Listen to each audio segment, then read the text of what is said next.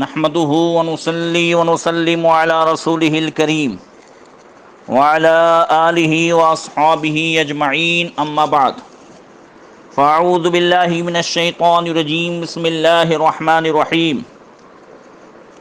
لقد كان في قصصهم عبرة لأولي الألباب صدق الله مولانا العظيم.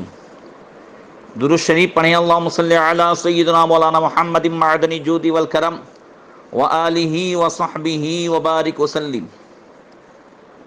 محترم سامعین، درس تفسیر میں حضرت آدم علیہ السلام کے حالات بیان ہو رہے ہیں.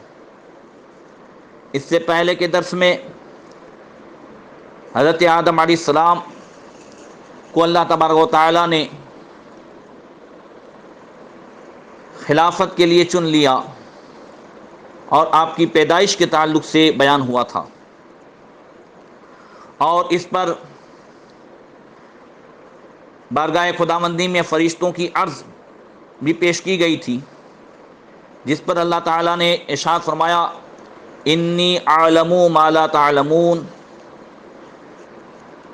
کہ آدم کو خلیفہ بنانے میں اور انسان کی پیدائش میں جو حکمتیں ہیں، اے فرشتوں میں وہ جانتا ہوں جو تم نہیں جانتے. اس سے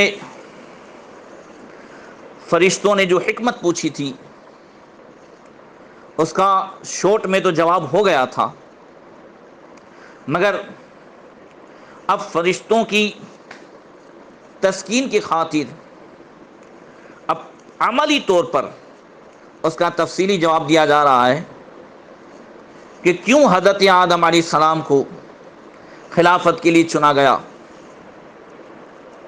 تو فرمایا وَعَلَّمَ آدَمَ الْأَسْمَاءَ كُلَّهَا ثُمَّ عَرَضَهُمْ عَلَى الْمَلَائِكَةِ فَقَالَ أَنْبِئُونِي بِأَسْمَاءِ هَؤُلَاءِ إِن كُنتُمْ صَادِقِينَ. اور اللہ تعالیٰ نے آدم کو تمام چیزوں کے نام سکھا دیے، پھر تمام چیزیں فرشتوں پر پیش کر کے فرمایا تم سچے ہو تو ان کے نام بتاؤ. یعنی حضرت آدم علیہ السلام کو اللہ تبارک و تعالیٰ نے علم دے کر ظاہر فرمایا کہ ہم آدم علیہ السلام کو خلیفہ بنانے والے ہیں، مگر خلافت پورے علم کے بغیر نہیں ہو سکتی، کیونکہ بادشاہ کو اپنی رعایا کے سارے حالات کا جاننا ضروری ہے. اس لیے اب ان کو علم عطا فرمانے کا ذکر فرمایا. وعلم، اور اللہ تعالیٰ نے وعلم آدم، اللہ تعالیٰ نے آدم علیہ السلام کو تمام چیزوں کے نام سکھائے. آدم علیہ السلام کو اللہ تعالیٰ کی ذات و صفات اور سارے ایمانیات کا علم ان کی پیدائش سے پہلے ہی دے دیا گیا تھا. اس لیے انہوں نے چھینک آتے ہی الحمدللہ کہا، جس میں اللہ تعالیٰ کی ذات و صفات کا ذکر ہے. اور پھر جیسا کہ روایت میں ہے کہ آدم علیہ السلام نے پیدا ہوتے ہی عرش کے ستونوں پر لکھا ہوا دیکھا لا الہ الا اللہ محمد رسول اللہ. یہ روایت انشاءاللہ آگے آئے گی، جس سے معلوم ہوا کہ نبی آخر الزمان صلی اللہ تعالی علیہ وسلم کو بھی جانتے ہیں اور ان کی نبوت و رسالت کو بھی پہچانتے ہیں اور لکھے ہوئے حروف بھی پڑھ لیتے ہیں. حضرت آدم علیہ السلام کو نہ تو کسی مدرسے میں جانا پڑا تھا اور نہ کسی استاد کی شاگردی کرنی پڑی، بلکہ بطور الہام خود بخود سارے علوم ان کو آ گئے. جس طریقے سے مرنے کے بعد ہر شخص کو عربی زبان خود بخود آ جاتی ہے، کہ قبر کے سوال و جواب اور محشر کا حساب و کتاب اور جنت والوں کی بول چال سب عربی زبان میں ہے. تو آدم علیہ السلام کو اللہ تعالیٰ نے ساری چیزوں کے نام سکھا دیے. وعلم آدم، آدم آپ کا جو نام ہوا، جس کے معنی ہیں ظاہری زمین، چونکہ آپ کا رنگ شریف گندمی تھا اور آپ کا جسم مبارک ظاہری زمین کی مختلف مٹیوں سے بنا تھا، اس لیے آپ کا نام آدم ہوا، اور آپ کی اولاد کو آدمی کہا گیا، یعنی آدم والا۔ آدم علیہ السلام آدمی نہیں ہے، نہ حوا آدمی ہے، ان دونوں کے علاوہ جتنی بھی جو ہے آپ کی اولاد ہے وہ سب آدمی۔ آدم علیہ السلام انسان ہے، مگر آدمی کسے کہتے ہیں؟ آدم کی اولاد کو، آدم والا۔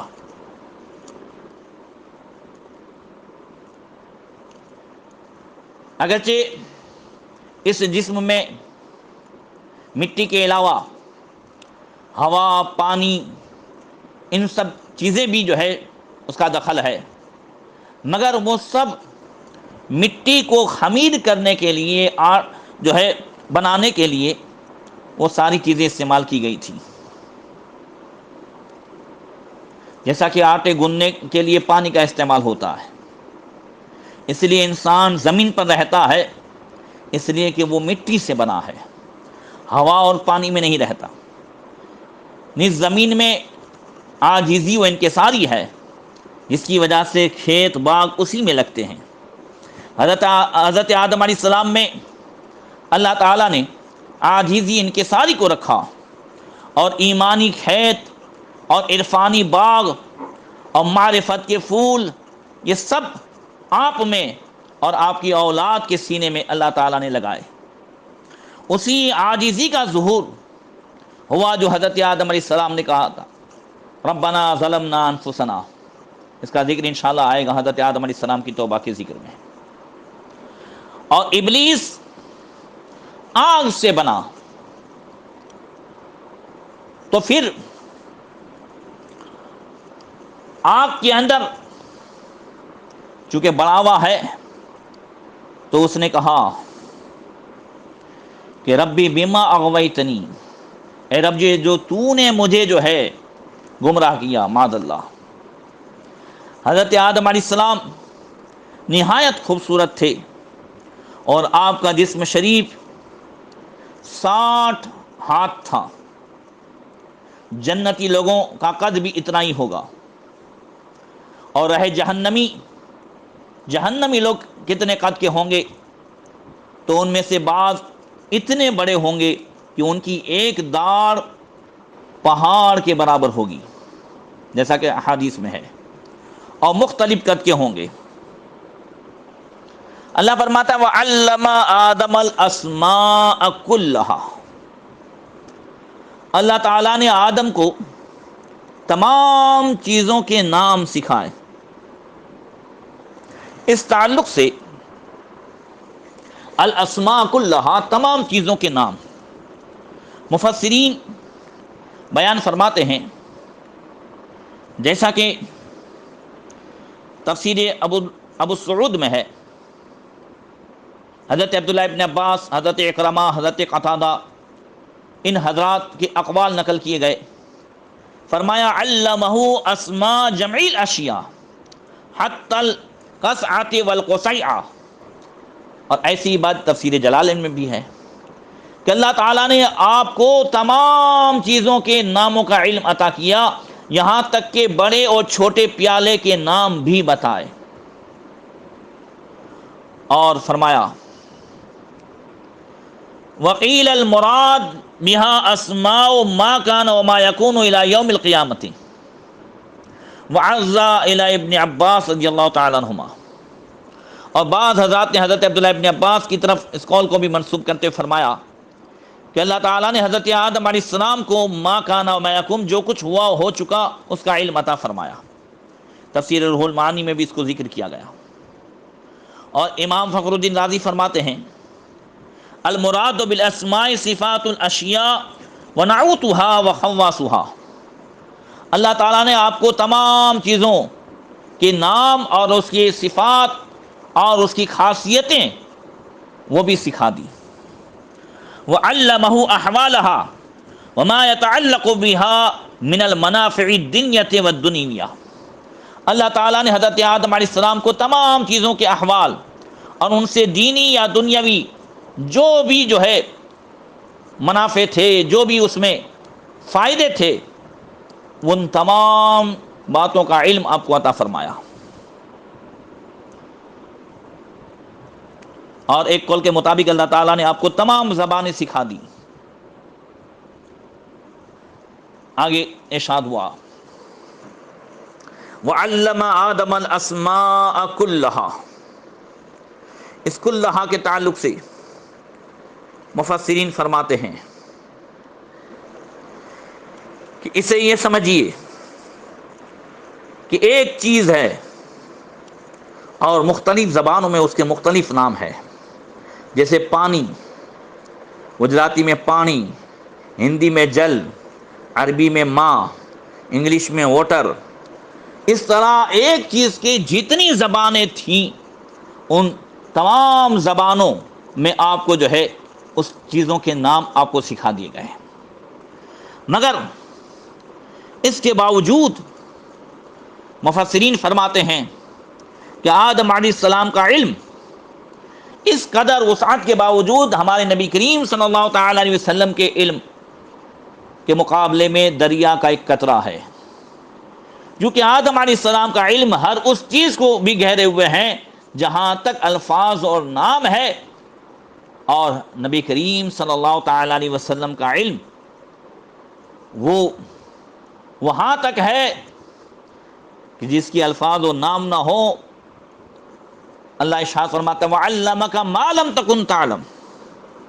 محبوب آپ کو وہ سب کچھ سکھا دیا جو آپ نہیں جانتے تھے، اس میں کوئی اسم کی، الفاظ کی، حروف کی کوئی قید نہیں ہے۔ حضرت آدم علیہ السلام کا جو پیشہ تھا وہ کھیتی باڑی تھا، جس کا ذکر آگے آئے گا انشاءاللہ۔ اور ثم عرضهم على الملائکہ فقال انبئونی باسماء هؤلاء ان کنتم صادقین۔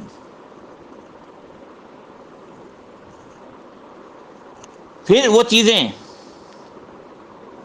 فرشتوں کے سامنے پیش کر کے فرمایا اے فرشتوں، اگر تم اپنے دعوے میں سچے ہو۔ کون سے دعوے میں؟ کہ انسان تو جو ہے زمین میں فساد پھیلائے گا اور ہم ہی خلافت کے زیادہ حقدار ہیں، تو پھر ان چیزوں کے نام بتاؤ۔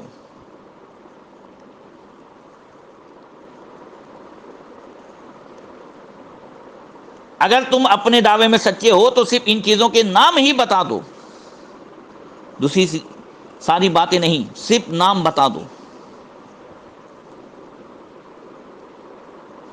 مگر فرشتوں نے کیا کہا وہ آگے بیان ہوگا۔ فرشتوں نے کہا قالوا سبحانک لا علم لنا الا ما علمتنا انک انت العلیم الحکیم۔ فرشتوں کے جواب سے پہلے سن لیجئے کہ علم یہ وہ افضل چیز ہے کہ جس کے ذریعے سے حضرت آدم علیہ السلام کی افضلیت کو فرشتوں کے سامنے پیش کیا گیا۔ اس لیے مفسرین فرماتے ہیں کہ علم خلوتوں اور تنہائیوں کی عبادت اور چلہ کشی سے بھی زیادہ افضل ہے، کیونکہ اللہ تعالیٰ نے آدم علیہ السلام کی افضلیت جو ہے وہ علم ہی سے ظاہر فرمائی۔ جیسا کہ حدیث پاک میں جگہ جگہ جو ہے علم کی افضلیت کو بیان کیا گیا۔ حضرت ابو سعید خدری رضی اللہ تعالیٰ عنہ سے روایت ہے کہ اللہ کے رسول نے فرمایا فضل العلم احب الی من فضل العبادہ۔ علم کی زیادتی مجھے عبادت کی زیادتی سے محبوب ہے۔ اور علم کے ساتھ عمل کرنا، حضرت انس فرماتے ہیں قلیل العمل ينفع مع العلم وکثیر العمل لا ينفع مع الجہل۔ فرمایا کہ تھوڑا عمل علم کے ساتھ فائدہ دیتا ہے، اور زیادہ عمل جہالت کے ساتھ یہ نقصان کرتا ہے۔ حضرت عبداللہ ابن عمر رضی اللہ تعالیٰ عنہ سے روایت ہے کہ آقا نے فرمایا لِكُلِّ شَيْءٍ طَرِيقٌ وَطَرِيقُ الْجَنَّةِ الْعِلْمُ، ہر چیز کا راستہ ہے اور جنت کا راستہ علم ہے۔ اس لیے جو علم کی تلاش میں رہتا ہے تو جنت اس کی تلاش میں رہتی ہے۔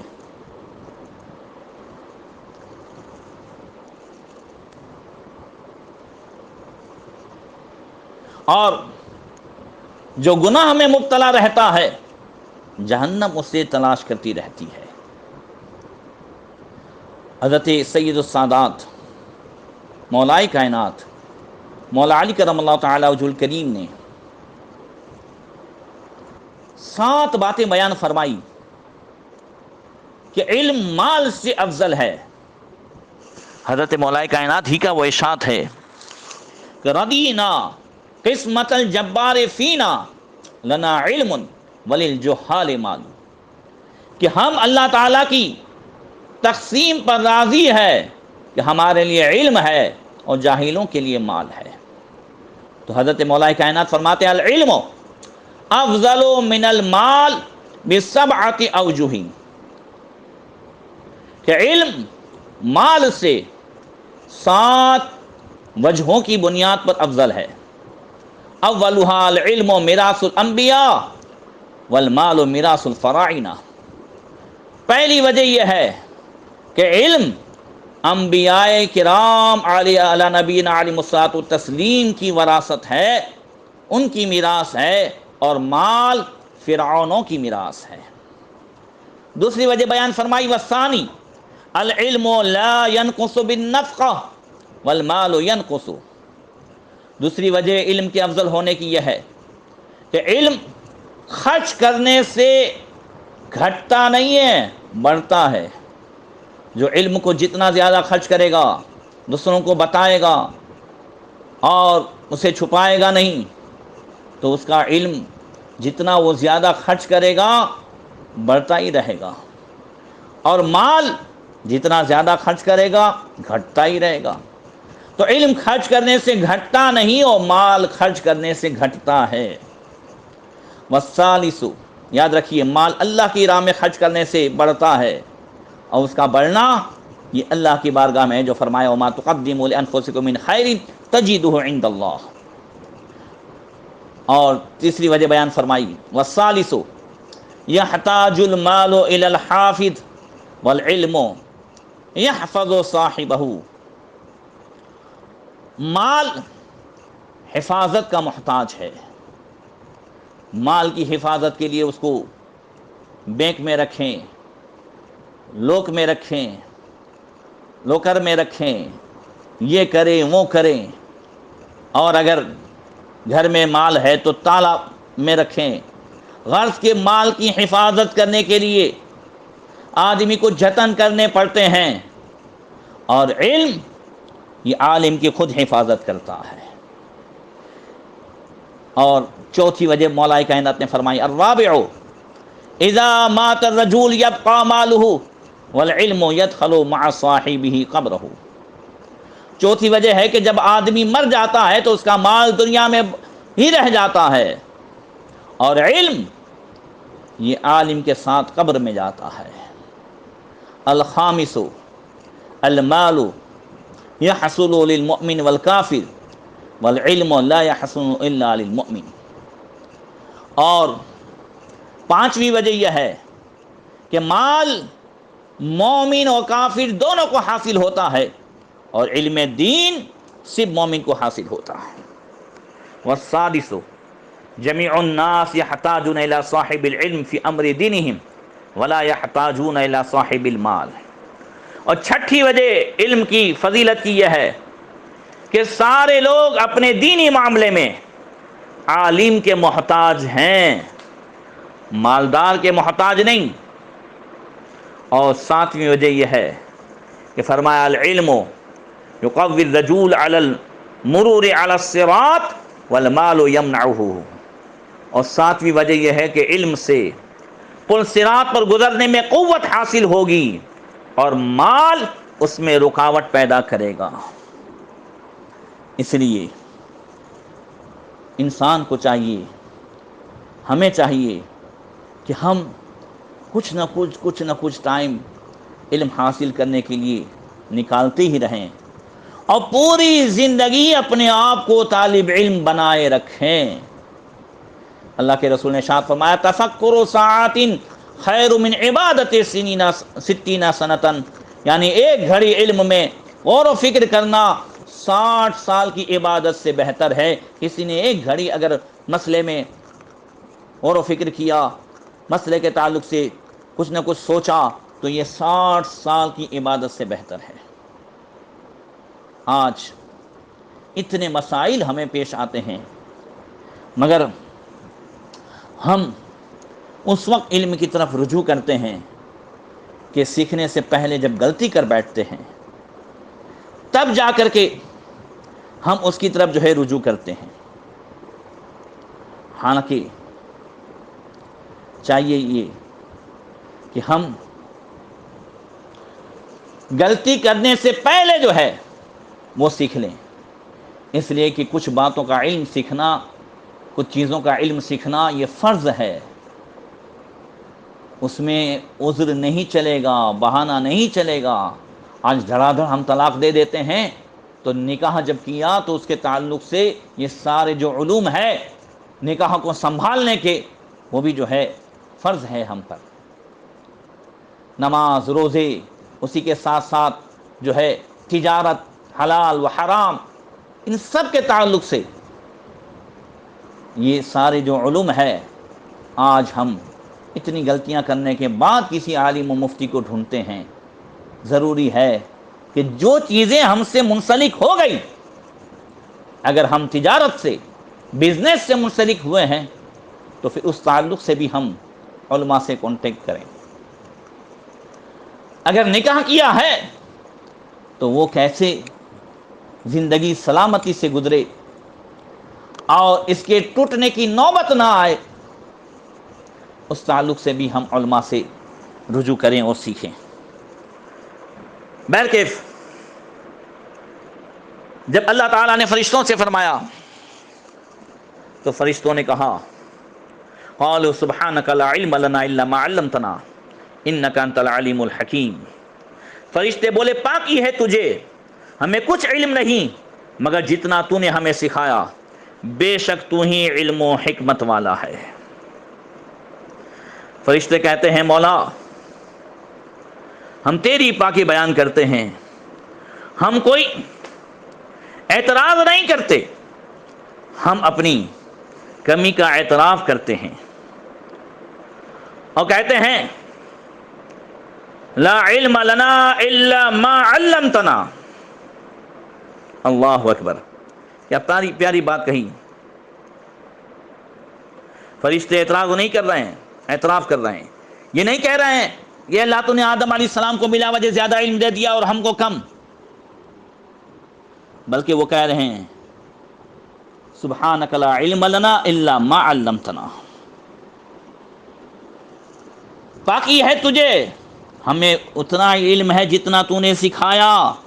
مطلب یہ ہے کہ ہم سمجھتے ہیں کہ تو نے ہر ایک کو ان کی قابلیت کی مقدار عطا فرمایا، بے شک ہم میں جتنی صلاحیت تھی اتنا ہمیں دیا، کمی ہمارے لینے میں ہے، تیری عطا و دینے میں کوئی کمی نہیں ہے۔ لا علم لنا الا ما علمتنا، اس میں فرشتوں نے اپنی عاجزی کا نہایت ہی عمدہ طریقے سے اقرار کیا کہ مولا ہم بذات خود تمام کمالات سے خالی ہیں، اور علم بھی ایک کمال ہے، ہم میں جو کچھ کمال ہے وہ تیرا دیا ہوا ہے۔ چونکہ اس علم کی طرف سے عطا نہیں ہوئی، اس لیے ہماری کیا مجال کہ ہم تیرے حضور محض اپنی اٹکل اور قیاس سے کچھ کہہ دیں۔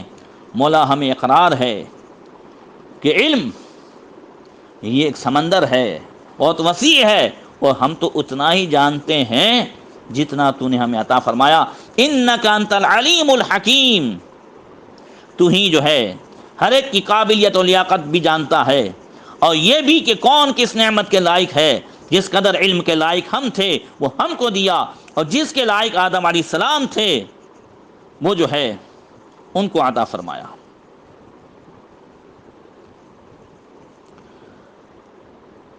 آگے اللہ فرماتا ہے قال یا آدم انبئہم باسمائہم فلما انباہم باسمائہم قال الم اقل لکم انی اعلم غیب السماوات والارض واعلم ما تبدون وما کنتم تکتمون۔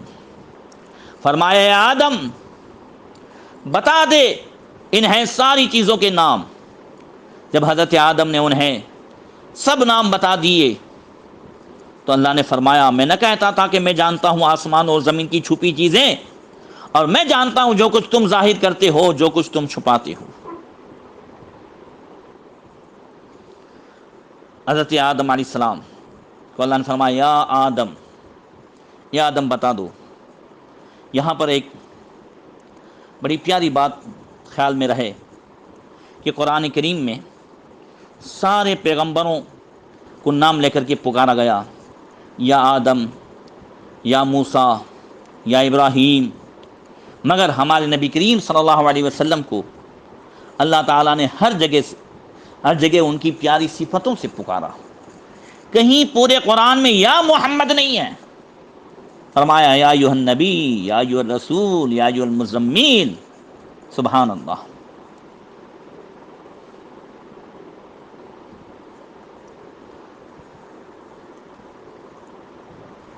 اللہ تبارک و تعالیٰ کہا اے آدم انبئہم باسمائہم، انہیں ساری چیزوں کے نام بتاؤ۔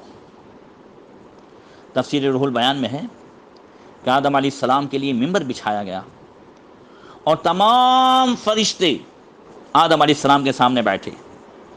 آپ نے اس پر کھڑے ہو کر تمام چیزوں کے نام بیان فرمائے، جس سے معلوم ہوا کہ یہ مجلس وعظ تھی، نہ کہ حضرت آدم علیہ السلام کا مدرسہ۔ اور یہ بھی کہ یہ سارے نام حضرت آدم علیہ السلام نے آن کی آن میں بتا دیے، کچھ دیر نہ لگی۔ یہ آپ کا معجزہ تھا، تھوڑے وقت میں بڑے سے بڑا کام کر دیا جائے، یہی تو معجزہ ہوتا ہے، ورنہ بے شمار چیزوں کا نام بتانے میں کتنا وقت درکار ہے۔ آج سارے فرشتوں کی عبادت حضرت آدم علیہ السلام کا وعظ سننا تھا، ان کی تقریر سننا تھا۔ سب کی تمام ڈیوٹیاں ختم کر کے یہاں حاضری کا حکم دیا گیا۔ اللہ اکبر۔ اور یہ حضرت آدم علیہ السلام ہیں، سامنے بیٹھنے والے فرشتے ہیں، اور یہ مجلس ہے، اور ایک وہ مجلس ہے جو بخاری شریف وغیرہ میں ہے کہ اللہ کے رسول صلی اللہ علیہ وسلم منبر پر ہیں اور صحابہ کرام سامنے ہیں، اور حضور نے قیامت تک آنے والی ساری چیزوں کا تذکرہ فرمایا۔ حضرت حذیفہ فرماتے ہیں کہ میرے ساتھیوں میں سے جس نے یاد رکھا اس نے یاد رکھا، اور جس نے بھلا دیا اس نے بھلا دیا۔ یہ حدیث میں درس حدیث میں سب سے پہلے ذکر کر کے آیا ہوں۔ جب فرشتوں کو آدم علیہ السلام کا کمال علم معلوم ہو چکا، تب اللہ تعالیٰ نے فرمایا انی اعلم غیب السماوات والارض، کیا میں نے تم سے نہیں کہا تھا کہ میں زمین و آسمان کی چھپی چیزیں جانتا ہوں؟ یہاں پر یہ لطف کی بات ہے کہ فرشتوں کو آدم علیہ السلام نے بتایا تو اس سے آدم علیہ السلام کا علم غیب معلوم ہوا، مگر اللہ تعالیٰ فرما رہا ہے کہ اس سے تم کو میرا علم معلوم ہو گیا، جس سے معلوم ہوا کہ انبیاء کا کمال یہ رب اللہ تعالیٰ کے کمال کا آئینہ ہے۔ انہی کی عظمت سے رب کی عظمت ظاہر ہوتی ہے، کیونکہ شاگرد کی قابلیت سے استاد کے علم کا پتہ چلتا ہے۔ یہ ہے اصل توحید، انبیاء کرام کی شان بیان کرنا، ان کی عظمتیں بیان کرنا، یہ اصل توحید ہے۔ اس لیے کہ انبیاء کرام کی شان یہ حقیقت میں اللہ تعالیٰ ہی کی شان ہے۔ حضرت آدم فرما رہے ہیں، فرشتوں کو بتا رہے ہیں، اور اللہ تعالیٰ فرشتوں سے فرماتا ہے انی اعلم غیب السماوات والارض، کیا میں نے تم سے نہیں کہا الم اقل لکم انی اعلم غیب السماوات والارض، کیا میں نہیں کہتا تھا کہ میں زمین و آسمان کی چھپی چیزیں جانتا ہوں؟ پتہ چلا کہ جس طریقے سے کچھ لوگوں نے توحید کا نام سمجھ لیا ہے انبیاء کرام کی توہین، یعنی انبیاء کرام کی شان کو گھٹاؤ تو توحید بلند ہوگی، معاذ اللہ رب العالمین۔ انبیاء کرام کی شان کو گھٹانا یا اللہ تعالیٰ نے جو کچھ ان کو عطا فرمایا ہے علم غیب یا قدرت، اس کا انکار کرنا، یہ توحید نہیں ہے، یہ انبیاء کی توہین ہے۔ اور وما قدر اللہ حق قدری کے زمرے میں بات آتی ہے، انہوں نے اللہ کی شان پہچانی نہیں ہے۔ اللہ اکبر۔ وَأَعْلَمُ مَا تُبْدُونَ وَمَا كُنْتُمْ تَكْتُمُونَ، اللہ فرماتا ہے اور میں وہ جانتا ہوں جو تم ظاہر کرتے اور جو تم چھپاتے تھے۔ اے فرشتوں، تمہاری ہر ظاہری بات اور چھپی ہوئے خیال کو جانتا ہوں۔ یعنی بظاہر تم نے یہ کہا تھا کہ انسان فساد و خون ریزی کرے گا، ہم تیری تسبیح و تحلیل کرتے ہیں، مگر تمہارے دل میں یہ تھا کہ ہم ہی خلافت کے مستحق ہیں، بھلا اس سے افضل اور زیادہ علم والی کون سی مخلوق پیدا ہو سکتی ہے؟ اس میں رب کی قدرت کا کوئی انکار نہیں تھا، بلکہ ان کی یہ سمجھ میں نہیں آ سکتا تھا کہ ہم سے بڑھ کر بھی کوئی پیدا ہوگا، کیونکہ ہم نوری ہیں اور نور سب سے اعلیٰ، اور ہم بہت پہلے پیدا ہو چکے ہیں اور ساری دنیا کا تجربہ کر چکے ہیں۔ اب جو کوئی نیا پیدا ہوگا وہ یقیناً ہم سے علم میں کم ہوگا۔ اللہ تعالیٰ نے فرمایا ہے فرشتوں، ہم تمہاری کہی ہوئی بات اور چھپا ہوا خیال جانتے ہیں۔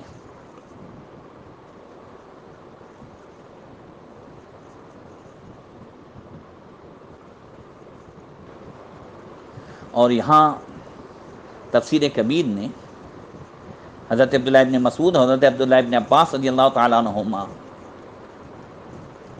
کی جو ہے قول کو نقل کیا ہے، بڑی پیاری بات فرمائی ہے کہ فرشتوں کی ظاہری بات سے تو ان کا یہ قول ہے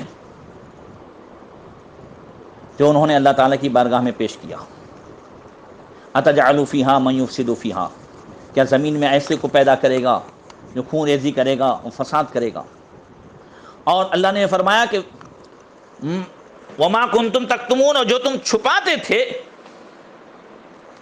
اس سے مراد امام راضی فرماتے ہیں حضرت عبداللہ ابن مسعود اور حضرت عبداللہ ابن عباس کے قول کو بیان کرتے ہوئے کہ اس سے مراد ابلیس کا وہ دلی ارادہ مراد ہے کہ اس نے آدم علیہ السلام کی خبر پاتے ہی دل میں سوچ لیا تھا کہ میں آدم سے بڑا ہوں اور کبھی بھی ان کی پیروی نہیں کروں گا، چونکہ جس کو پیدا کیا جا رہا ہے وہ مٹی سے، اور ابلیس کو چونکہ آگ سے پیدا کیا گیا تو آگ یہ جو ہے مٹی سے افضل ہے،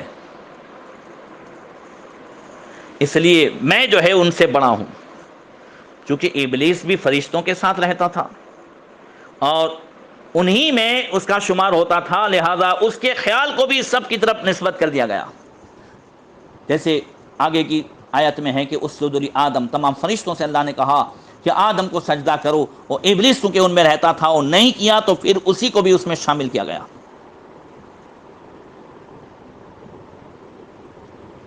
تو مطلب یہ ہوا اے فرشتوں، جو بات تم نے ظاہر طور پر کی وہ بھی ہم جانتے ہیں، اور جو کچھ تم میں سے بعض نے ارادہ کر لیا ہے اس کی بھی ہمیں خبر ہے۔